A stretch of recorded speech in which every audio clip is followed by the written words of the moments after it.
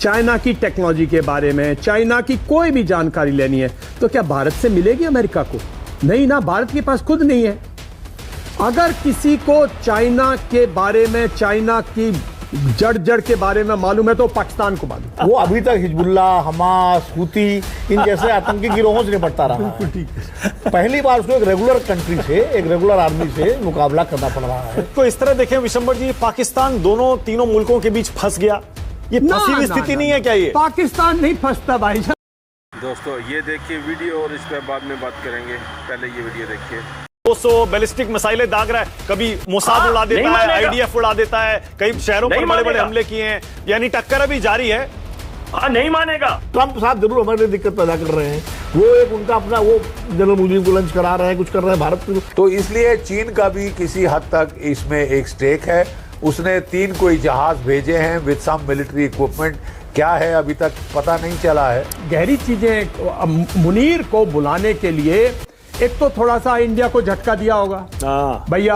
अच्छा झटके देते हैं इंडिया को बार बार, बिल्कुल देते हैं। क्यों देते हैं ये? क्यों? तो वो और इस्लामिक कंट्रीज में अकेला देश है जिसके पास परमाणु बम है, उस पोजीशन का फायदा उठाता है। तो पाकिस्तान फंसा नहीं है, पाकिस्तान तीनों हाथ सब हाथों में लड्डू लेके काम करता है। और तो ऐसे लग रहा है जैसे लड़ाई जो है हिंदुस्तान और अमेरिका के बीच में ना कि आपका ये इजराइल ईरान वॉर पर कुछ टेक है क्या? और इंडिया की पॉलिसी, हम लोग बार बार इस पर कई दिनों से चर्चा भी कर रहे हैं कि इंडिया का इजराइल और ईरान की वॉर में न्यूट्रल रहना, उस पर भी बहुत लोग सवाल उठा रहे हैं, कांग्रेस पार्टी खास तौर से, कि भाई गजा में आप न्यूट्रल रह गए जबकि सीजफायर के पक्ष में वोट करना चाहिए था, इजराइल ईरान में आप कुछ नहीं बोल रहे जबकि आपको ईरान के पक्ष में बोलना चाहिए। आपको क्या लगता है? देखिए, पहली बात तो इजराइल और ईरान की लड़ाई में मेरा टेक ये है, अब 2 जनरल बैठे हुए हैं, इनके सामने हम लोग ज़्यादा बोलने के हकदार नहीं हैं इस मुद्दे पर, लेकिन फिर भी जो मेरा टेक है कि पहली बार इजराइल जो है उसने गुड़ के धोखे में कपास खा लिया है। ये हमारे कहावत है। वो अभी तक हिजबुल्ला, हमास, हुती इन जैसे आतंकी गिरोहों से निपटता रहा है। पहली बार उसको एक रेगुलर कंट्री से, एक रेगुलर आर्मी से मुकाबला करना पड़ रहा है।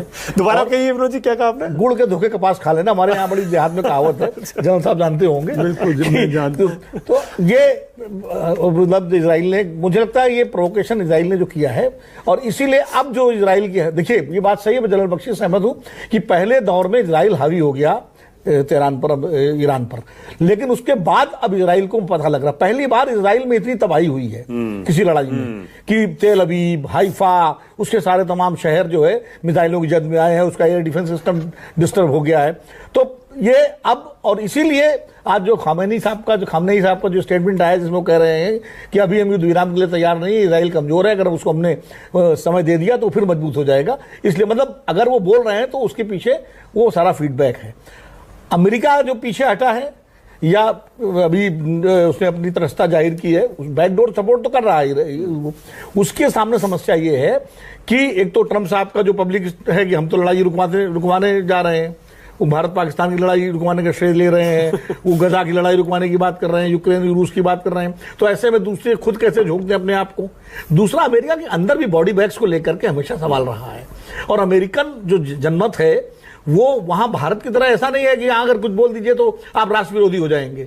वहां का जनमत तो सड़कों पर निकलता है ना युद्ध के खिलाफ, वियतनाम युद्ध के खिलाफ भी सड़कों पर निकला था। आप देखिए जब ये इराक में हुआ तो तब भी वहां प्रदर्शन हुए। तो अमेरिका का जनमत, और रिपब्लिकन्स में भी इस समय आज में पढ़ रहा था कि अखबार की रिपोर्ट थी कि इवन रिपब्लिकन्स में जो कॉकस है, जो बड़ा स्ट्रॉन्ग जो सपोर्टर है, वो इस फेवर में नहीं है कि अमेरिका जो है इजराइल के साथ जो है इस लड़ाई में सीधे कूदे। तो वो इंटरनल प्रेशर भी ट्रंप साहब पर है। और दूसरा जो अभी जनरल साहब ने कहा, बख्शी साहब ने, कि जिससे रूस ने जो चेतावनी दी है और रूस ने जो कहा है वो बड़ा गंभीर है, और चीन ने जिस तरह एससीओ की बैठक में इजराइल की निंदा की, उस पूरे भारत ने अपने को अलग किया उस प्रस्ताव से, तो चाइना उसका चेयरमैन है, तो चीन भी शांति से देख नहीं रहा उसको, मतलब वो चुपचाप नहीं बैठने वाली स्थिति, उसका भी स्टेटमेंट आ चुका है कि भाई किसी तरह का एस्केलेशन ना हो। तो अमेरिका इस पूरे जियोपॉलिटिकल सिचुएशन को समझ रहा है। एक तो ये तो है। भारत की जहां तक बात है, देखिए भारत के संबंध इजराइल से भी अच्छे हैं और ईरान से भी अच्छे हैं। हमने ईरान से सस्ता तेल बहुत लंबे समय तक खरीदा, मालूम है। और आपको एक घटना बता दूं अच्छा, सैंक्शंस के बावजूद खरीदा था। सैंक्शन के बावजूद खरीदा था, बिल्कुल हमने खरीदा किसी की नहीं सुनी, हमने कहा नहीं हम दोस्ती है, हाँ, निभाएंगे। और बीच में तो हम ईरान के साथ गैस पाइपलाइन बना रहे थे मनमोहन सिंह के जमाने में, वो नहीं बनी, उसके अलग कारण है, उसको सुरक्षा कारणों के लिए बाद में उसको गिव अप करना पड़ा। 1994 की मैं घटना बताता हूँ। 1994 में ईरान का मैं बता रहा हूँ कि ईरान भारत के संबंध कितने गहरे रहे हैं। अगर आपको चाइना के बारे में कुछ जानकारी लेनी है, चाइना की टेक्नोलॉजी के बारे में, चाइना की कोई भी जानकारी लेनी है, तो क्या भारत से मिलेगी अमेरिका को? नहीं ना, भारत के पास खुद नहीं है। अगर किसी को चाइना के बारे में, चाइना की जड़ के बारे में मालूम है तो पाकिस्तान को। ये इंटरेस्टिंग एंगल दे रहे हैं। बिल्कुल दे रहा हूं मैं। और अगर कहीं ल्योर करेंगे, देखिए कुछ ना कुछ डाउट्स तो अमेरिका को भी होंगे ना, चाइना की पूरी पावर के पूरी। अब एक तरफ चाइना के साथ आप ट्रीटी कर रहे हैं, ट्रेड ट्रीटी कर रहे हैं, लेकिन एक तरफ आप उसका एक बहुत स्ट्रांग एलाई है, जिसकी उसकी 50% लोग कोर्सेज करने जाते हैं पाकिस्तान से अमेरिका में, 50% जाते हैं चाइना में। पहले 90% इक्विपमेंट अमेरिका से आया था, M47, M48, F-16 ये सब आए थे, टैंक और सब कुछ आए थे, आर्टिलरी गन्स देखो। उसके बाद दूसरी इन्वेंट्री स्टार्ट हुई है चाइना की। तो इन दोनों मुल्कों के इंटरेस्ट है। तो अगर आपको चाइना के कहीं से इंटरेस्ट, अगर आपको कहीं से लंका अगर अच्छा, इसको इस तरह देखें विशंबर जी, पाकिस्तान तीनों मुल्कों के बीच फंस गया, ये फंसी हुई स्थिति नहीं है क्या? ये पाकिस्तान नहीं फंसता भाई साहब। एक तरफ तो ईरान के नेता कहते हैं, विशंबर जी एक सेकंड, ईरान के नेता कहते हैं अगर इजराइल ने हम पर परमाणु बम गिराया तो पाकिस्तान इजराइल पर परमाणु बम गिरा देगा। वो तो अरे मुस्लिम देशों का नेता है पाकिस्तान, और ईरान के खिलाफ वो अपनी जमीन दे देगा अमेरिका ये को। ऐसे नहीं है कि भाई ये वो जो टेररिस्ट अटैक था अपना वहां पे मक्का में, और जब पाकिस्तान चले गए मदद के लिए सऊदी, वो जमाने नहीं है साहब। ऐसा नहीं है कि कोई इजराइल के खिलाफ वो अपने एटॉमिक यूज करेगा।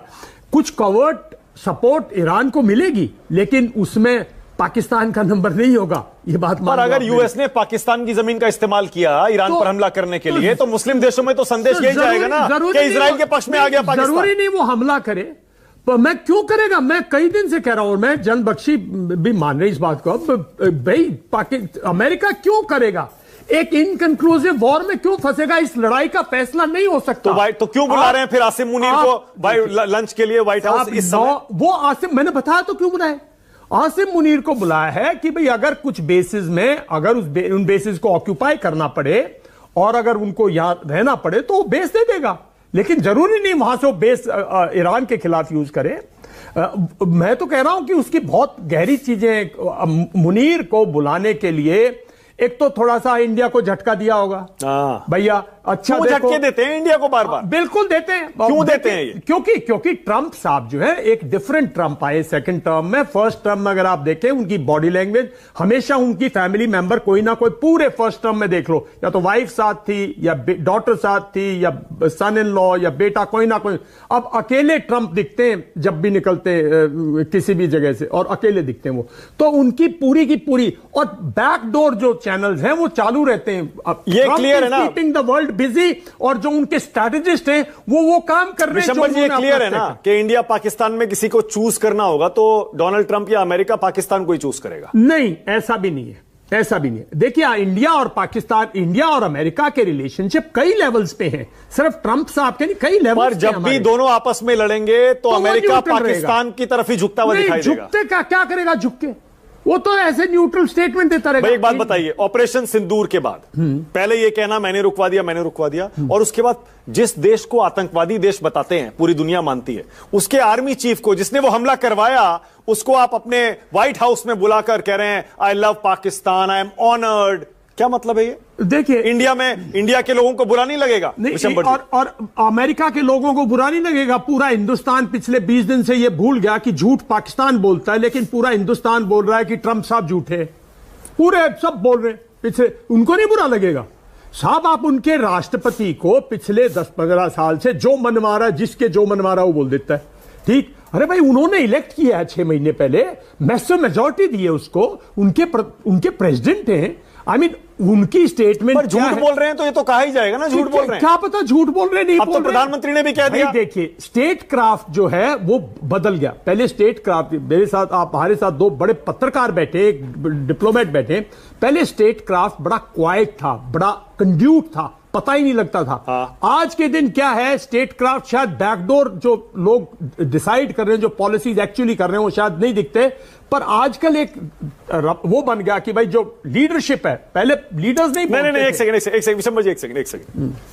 जब प्रधानमंत्री ने 35 मिनट डोनाल्ड ट्रंप से बात की ना, हाँ। तो उनको ये कह दिया ना कि आप झूठ बोल रहे हैं। इशारा तो यही था ना नहीं, उनका। I don't think हमारे प्रधानमंत्री इतना embarrass करेंगे। एक मिनट मैं सर जो विक्रम मिस्री ने बताया मैं वो कह रहा हूं। उन्होंने ये बताया प्रधानमंत्री से डोनाल्ड ट्रंप की 35 मिनट बात हुई, उसमें प्रधानमंत्री ने उसको साफ कह दिया कि भैया कोई ट्रेड डील की बात नहीं हुई। जब जेडी वैंस का फोन आया था, कोई ट्रेड डील की बात नहीं हुई, कोई मीडिएशन यूएस का नहीं हुआ, ना हमने कभी स्वीकार किया है ना करेंगे।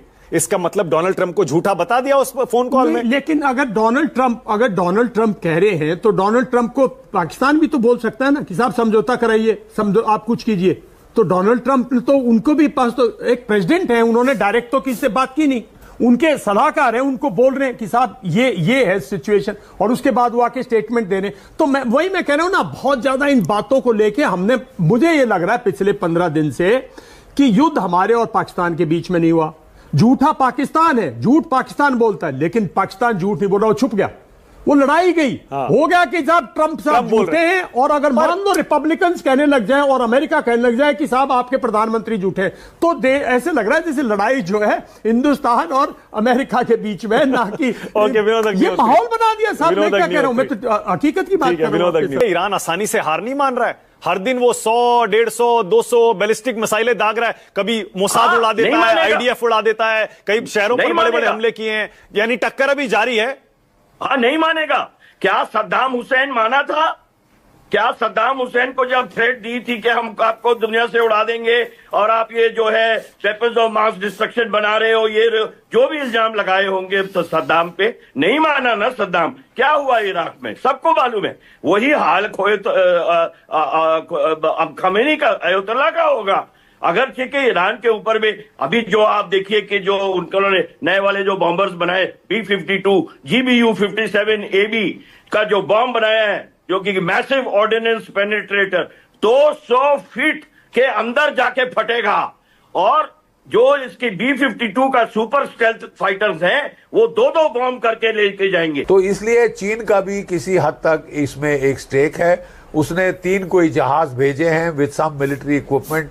क्या है अभी तक पता नहीं चला है। अच्छा, बट जनरल बख्शी, छोटे मोटे टोकन हेल्प। जनरल बख्शी, अगर ईरान और इजराइल की जंग रही तो आपको लगता है ईरान इजराइल को हरा सकता है, गिव अप करने पे मजबूर कर सकता है, या इसका रिजल्ट तय है, इजराइली जीतेगा? देखिए अभी तक तो इजराइल हावी है। एयर सुपीरियरिटी इजराइल के पास है। पहले दिन उसने 200 एयरक्राफ्ट सॉर्टीज भेजी थी, अगले दिन 100, फिर 70, और अब वो 50 प्रतिदिन, लेकिन वो ठोके जा रहा है। प्रॉब्लम है कि जैसे आपने रिकाउंट किया था स्टार्ट में, उसके जो मिसाइल इंटरसेप्टर हैं वो लिमिटेड नंबर्स में हैं। कब तक वो फायर करता रहेगा? अब ये स्टैमिना की बात है दोनों